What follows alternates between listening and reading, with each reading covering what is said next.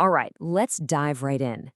Today, we're going to be dissecting a piece of malware that is, for all intents and purposes, a ghost in the machine. Seriously, it's an intruder that can get into your system, make itself comfortable, call home to its masters, and you would never, ever know it was there. Just let that sink in for a moment.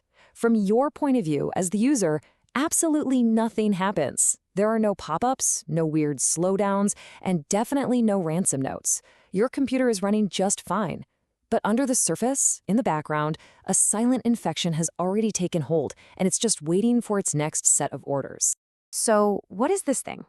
Well, it's not your typical smash and grab kind of malware. Oh no, it's way more subtle than that.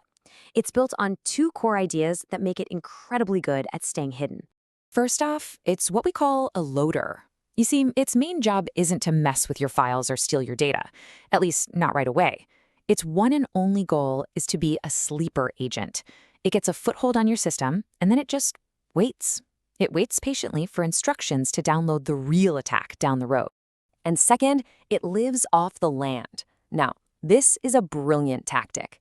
Imagine a burglar breaks into your house, but instead of using his own crowbar, he just walks into your garage and uses your screwdriver to jimmy the lock. That is exactly what this malware does.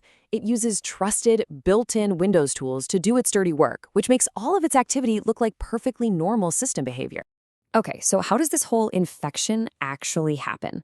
The entire attack can be broken down into 4 main stages, and you guessed it, every single one is designed for maximum stealth. It all starts when a user runs a simple JavaScript file. Right away, that script reaches out to GitHub, a website most security software trusts completely, to grab its instructions. Then it pulls down what looks like a harmless MP3 file, but surprise, it's actually the next piece of the attack. And to top it all off, it sends a quick little hello back to the attacker's server, a quiet signal that just says, hey, we've got another one. So the big question is, how does this whole thing stay completely invisible?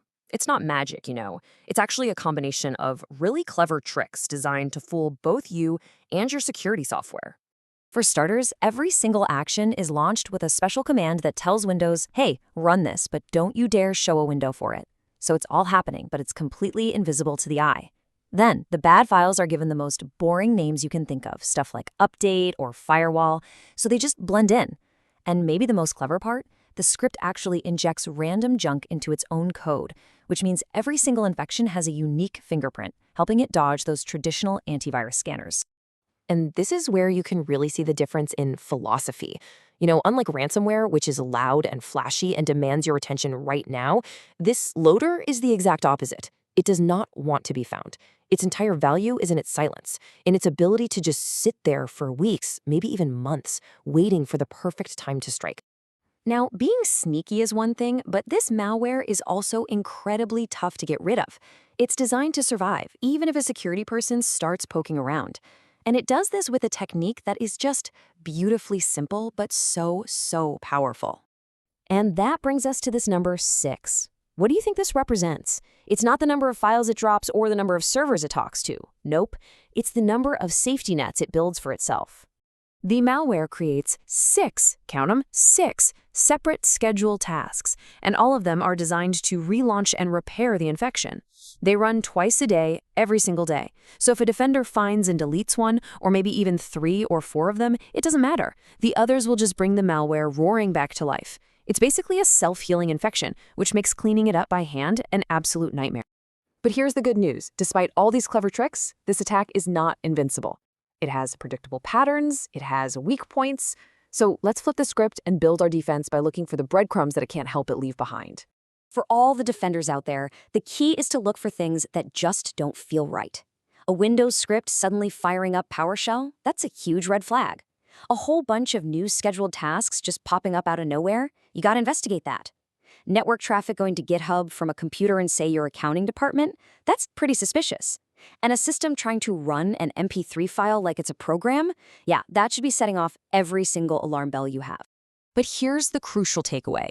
For all its complexity, this entire sophisticated attack chain depends on that very first step, running a JavaScript file with the Windows script host wscript.exe.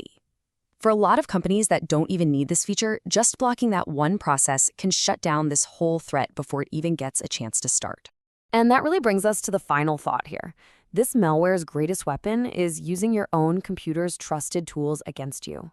It makes you ask a pretty tough question. If things like PowerShell and scheduled tasks and even GitHub can be turned into weapons, what other legitimate tools on your system right now could be hiding a threat in plain sight?